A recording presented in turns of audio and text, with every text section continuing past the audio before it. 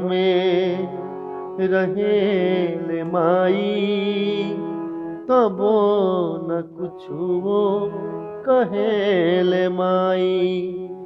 हजारों गम में रहेले माई, तबो न कुछो कहेले माई।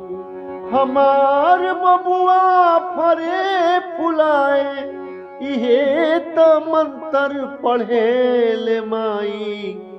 हजारों गम में रहेले माई, तबो न कुछो कहेले माई।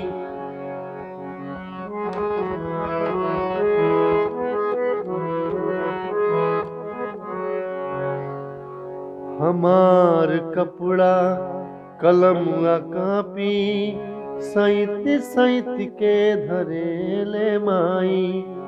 हमार कपड़ा कलम आ कापी, सैत सैत के धरेले माई। बनल रहे घर बटे नयागन, बनल रहे घर बटे नयागन, यही से सब कर सहेल माई।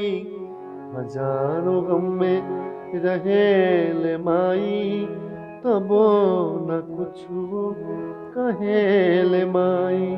हजारों गम में रहेल माई, तबो न कुछो कहेल माई। तबो न कुछो कहेल माई।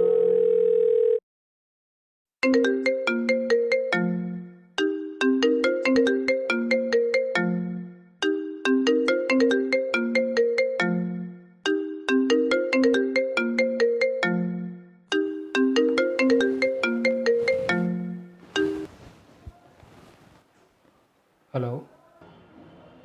हाँ भैया। अच्छा संतोष भैया बोलत हुआ? हाँ भैया, आप कहाँ से?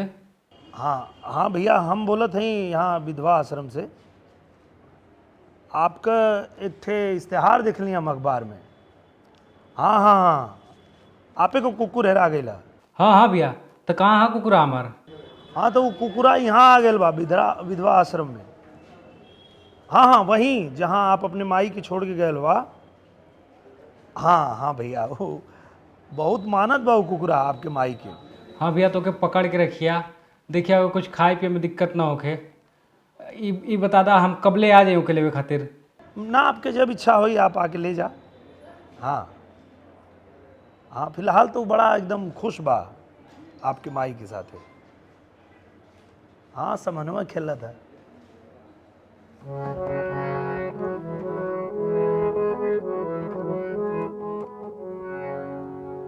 हजारों गम में रहेले माई, तबो न कुछो कहेले माई। रहे सलामत चिराग घर के, इहे दुआ बस करेले माई।